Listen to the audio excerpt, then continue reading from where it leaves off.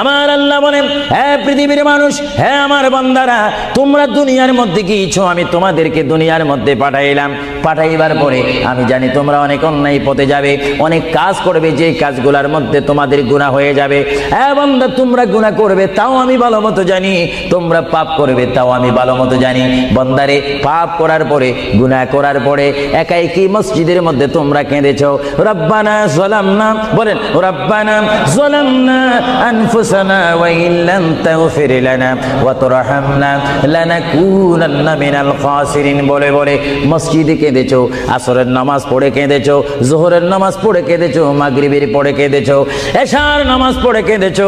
এ বান্দা, নামাজের মুসল্লা যখন বসে যাও, আমি আল্লাহকে তোমরা বারবার বল, আল্লাহ গো আমার গুনাহ মাফ করে দাও। তারপরও আমি তোমাদের গুনাহ মাফ করে নেই। তারপরও তোমরা নিশি রাত্রে, মানুষ যখন ঘুমে যায়, তোমার বিবি যখন ঘুম যায়, তোমার ছেলে যখন ঘুম যায়, তুমি নিশি রাত্রে ঠান্ডা পানি দিয়ে ওযু বানিয়ে নামাজের মুসল্লায় বসে তুমি আবার যখন ডাক দাও, রব্বুল আলামিন, পৃথিবীর কোনো মানুষ আমার গুনাহ সম্পর্কে জানে না, তুমি আমার গুনাহ সম্পর্কে জানো। আমি এমন গুনাহ করেছি আমার বিবি জানে না, বিবি গুনাহ করেছে আমি জানি না। আল্লাহ তুমি সব কিচ্ছু জানো, হে আমার প্রভু তুমি আমাকে মাফ করে দাও।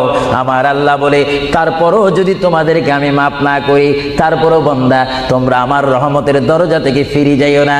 আমি তোমাদেরকে হুকুম দিচ্ছি, ওয়ালাউ আন্নাহুম ইয যালামু আনফুসাহুম জাউকা, বান্দারে যদি গুনাহ করে ফেলো, আমার রহমত থেকে মুখ ফিরে তুমি চলে যাইও না। বান্দা, আকাশ পরিমাণ যদি গুনাহ করো, পাতাল পরিমাণ যদি গুনাহ করো, সাগরের পানি পরিমাণ যদি গুনাহ করো, পাহাড় তুলনায় যদি তুমি গুনাহ করো, আমার দরবার থেকে তুমি নিরাশ হইও না। বান্দা, আমি তোমাকে একটি রাস্তা পাঠাই দিচ্ছি, একটি পথ তোমাকে আমি দেখাই দিচ্ছি। সেই পথটি কোন পথ তোমরা জানো? ওয়ালাউ আন্নাহুম ইয যালামু আনফুসাহুম জাউকা, বান্দারে যখন তোমরা বরবাদ হয়ে যাবে, তখন তোমাদেরকে একটা পথ আমি তোমাদেরকে দেখাই দিলাম। সেই পথটির নাম হচ্ছে আমার রাসূলের মদিনা। জোরে বলেন সুবহানাল্লাহ। বান্দা, আমার নবীর দরবারে গিয়ে কেঁদে কেঁদে তোমরা বলো, ইয়া রাসূলুল্লাহ, ইয়া হাবিবাল্লাহ, আয়াকা ইয়া রাসূলুল্লাহ। আল্লাহ কোরআনে বলেছে, ওয়ালাউ আন্নাহুম ইয যালামু আনফুসাহুম জাউকা ফাস্তাগফিরুল্লাহ ওয়াস্তাগফার লাহুমুর রাসূল।